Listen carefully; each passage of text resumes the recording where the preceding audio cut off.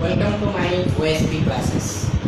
देखो बच्चों, आज मैं पढ़ाने जा रहा हूँ +2 कॉमर्स सेकेंड ईयर बच्चों के फाइनल अकाउंट विथ एडजस्टमेंट। एक very important chapter for your exam. इसको समझना बहुत इजी है। मैं एक एक करके इसका एडजस्टमेंट समझाऊंगा, थ्योरी देन मैं प्रैक्टिकल करूँगा। तो एक मैराथन रेस है, हर चैप्टर को मैंने अच्छी तरह से समझाऊंगा, तुम लोग अच्छी तरह से पढ़ना। तो एडजस्टमेंट करने से पहले फाइनल अकाउंट क्या होता है इसको ज़रा समझना चाहिए। फाइनल अकाउंट क्या है? जब एक ओनर अपना बिजनेस स्टार्ट कर दिया तो वो क्या चाहेगा? उसका प्रॉफिट। तो प्रॉफिट कहाँ से आएगा, कैसे वो प्रॉफिट कैलकुलेट करेगा, इसके लिए वो फाइनल अकाउंट प्रिपरेशन करता है। एक साल में एक बार उसे फाइनल अकाउंट प्रिपरेशन करता है। हालांकि by taking all adjustments, it may be future adjustments, it may be past adjustments. Okay, तो इस एडजस्टमेंट्स को लेकर वो फाइनल अकाउंट प्रिपरेशन करता है। वो फाइनल अकाउंट क्या होता है? अभी देखो, फाइनल अकाउंट में दो स्टेटमेंट होता है। एक तुम्हारा इनकम स्टेटमेंट और दूसरा होता है पोजीशनल स्टेटमेंट। Positional statement. तो इनकम स्टेटमेंट क्या होता है? इनकम स्टेटमेंट में दो अकाउंट प्रिपेयर करते हैं। ट्रेडिंग कंसर्न दो अकाउंट्स प्रिपेयर करते हैं।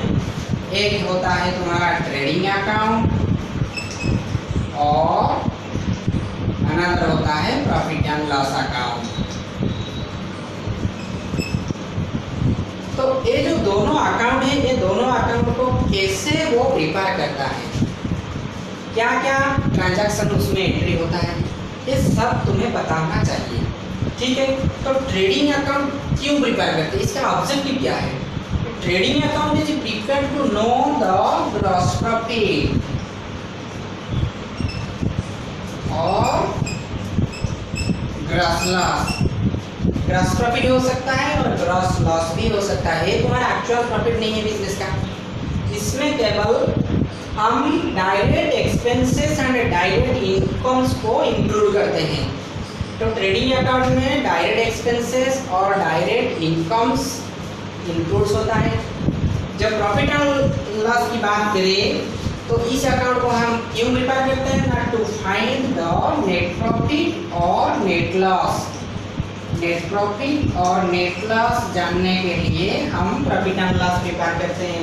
ये तुम्हारा एक्चुअल प्रॉफिट है। बिजनेस का एक्चुअल प्रॉफिट क्या है? नेट प्रॉफिट और नेट लॉस। इस अकाउंट में क्या होता है ना, all operating expenses and incomes are included. Business का हर ऑपरेटिंग एक्सपेंसेस, इसको हम बोलेंगे इनडायरेक्ट एक्सपेंसेस, इसको इंक्लूड करते हैं। ठीक है, ये तो एक सम्यक विवरण था। तो अभी ये हमारा टॉपिक में नहीं है, हमारा टॉपिक है एडजस्टमेंट्स। तो इन अकाउंट को प्रिपेयर करने से पहले हमको एडजस्टमेंट जानना चाहिए, क्योंकि बहुत सारा एडजस्टमेंट है फाइनल अकाउंट के अंदर हो सकता है। हालांकि कुछ ट्रांजैक्शन ऐसे भी है, सम एडवांस किसी को दिया है हम लोग, तो इसका क्या होगा? अभी कुछ आउटस्टैंडिंग है तो इसका ट्रीटमेंट क्या होगा, ये सब जानना पड़ेगा एक्चुअल प्रॉफिट निकालने के लिए। ठीक है, तो हम लोग अभी एडजस्टमेंट एक एक करके समझाएंगे।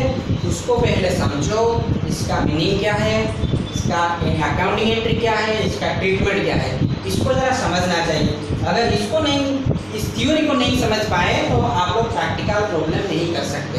ठीक है बच्चों, ये तुम्हारा फ्यूचर के लिए भी चाहिए।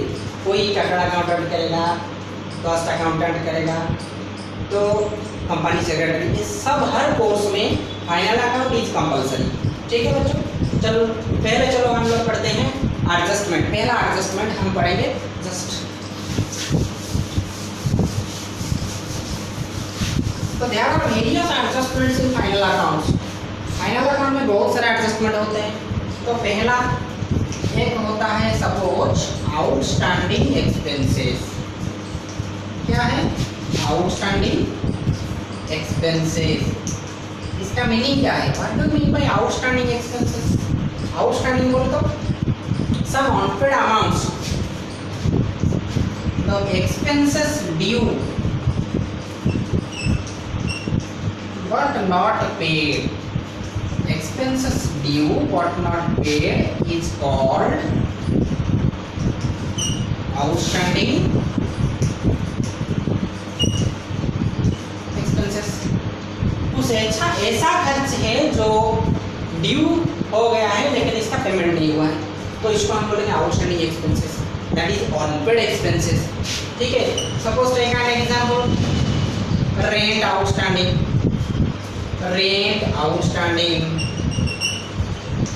Salary outstanding. ठीक है, तो ये तुम्हारा एग्जांपल है। अब इसका अकाउंटिंग एंट्री क्या होगा? एडजस्टमेंट एंट्री क्या है इसका? ना इसका अकाउंटिंग एंट्री क्या होगा? देखो अकाउंटिंग एंट्री क्या है इसका? Accounting entry suppose take an example, salary account debited to outstanding salary account, outstanding salary account. Suppose एक महीने के लिए 5,000 रुपये, तो 2 महीने अगर हमारा आउटस्टैंडिंग है तो ये लिख देंगे 10,000 हमारा आउटस्टैंडिंग है। अनपेड अमाउंट कितना है? 10,000।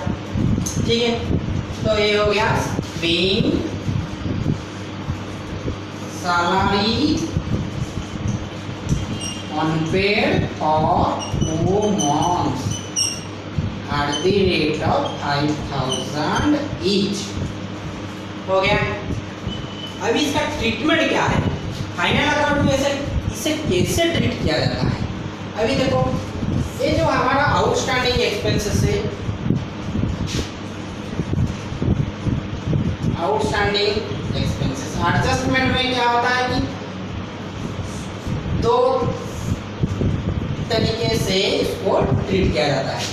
एक तो आउटस्टैंडिंग एक्सपेंसेस बिजनेस का क्या होता है? Outstanding expenses is an liability, is liability, business के लिए एक लायबिलिटी है क्योंकि इसको देना पड़ेगा। अभी पेमेंट हुआ है तो बाद में पेमेंट करना पड़ेगा। ठीक है, तो outstanding expenses is recorded, outstanding expenses recorded on the liability side of balance sheet. तो कहाँ पर रिकॉर्ड करेंगे? Liability side of balance sheet में रिकॉर्ड करेंगे as a current liability, as a current liability। तो आउटस्टैंडिंग एक्सपेंसेस है क्या है? Current liability. ठीक है, तो इसको क्या करेंगे? सेकंड ट्रीटमेंट क्या है इसका? It is added with particular expenses, with particular expenses on the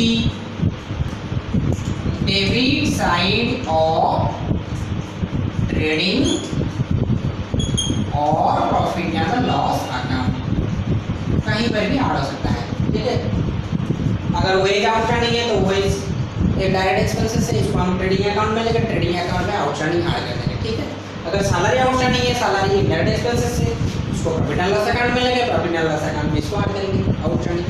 समझ में आ गया कि नहीं? फिर से मैं बोल रहा हूँ, आउटस्टैंडिंग एक्सपेंसेस क्या होता है? Expenses due but not paid, जो एक्सपेंसेस हुआ है लेकिन इसका पेमेंट नहीं हुआ है, इसको हम बोलेंगे आउटस्टैंडिंग एक्सपेंसेस। क्या होता है वो? सपोज सेकंड एग्जांपल, रेंट और भाड़ा नहीं दिया गया है 2 महीने के लिए, तो ये भी एक बिजनेस का एक आउटस्टैंडिंग है। ठीक है, तो इसको देना पड़ेगा बाद में, तो ये बिजनेस के लिए लायबिलिटी है, बिजनेस के लिए एक लायबिलिटी है बाद में इसको, क्योंकि बाद में इसको देना पड़ेगा, ये करंट लायबिलिटी में हम लोग लिख देंगे। तो इसको ऐड करेंगे कहाँ पर?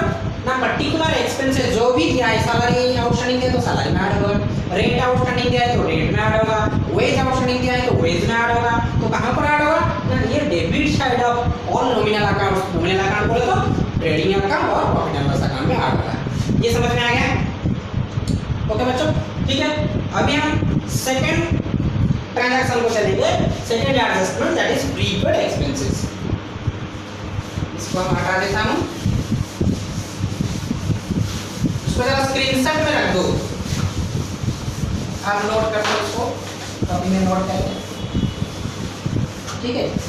अभी सेकंड एडजस्टमेंट क्या है?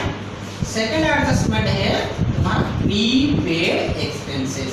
जैसे कि हम बोले थे आउटस्टैंडिंग एक्सपेंसेस क्या होता है? आउटस्टैंडिंग एक्सपेंसेस होता है कि जो एक्सपेंसेस हुआ है, इनकर्ड हुआ है, लेकिन इसका पेमेंट नहीं हुआ है। अभी प्रीपेड जस्ट इसका ऑपोजिट है, ठीक है। वो एडवांसली पेमेंट हुआ है लेकिन हमारा काम नहीं हुआ है, ठीक है, इनकर्ड नहीं हुआ है, ठीक है। तो अभी देखो इसका मीनिंग क्या है? तो एक्सपेंसेस पेड इन एडवांस, जो एक्सपेंसेस एडवांस में पेमेंट हुआ है उसको क्या बोलेंगे?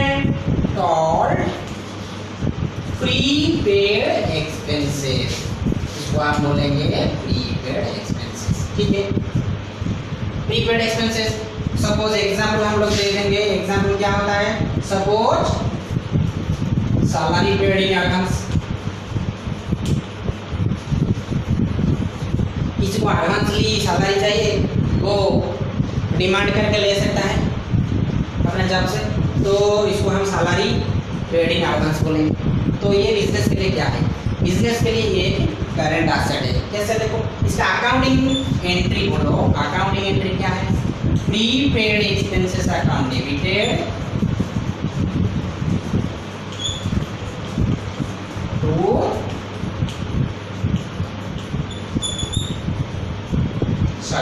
Prepaid expenses account debited to particular expenses account. कौन सा भी एक्सपेंसेस अकाउंट हो सकता है, सैलरी हो सकता है, रेंट हो सकता है, ठीक है। तो इसका नरेशन क्या होगा? Being expenses paid in advance, expenses paid in advance.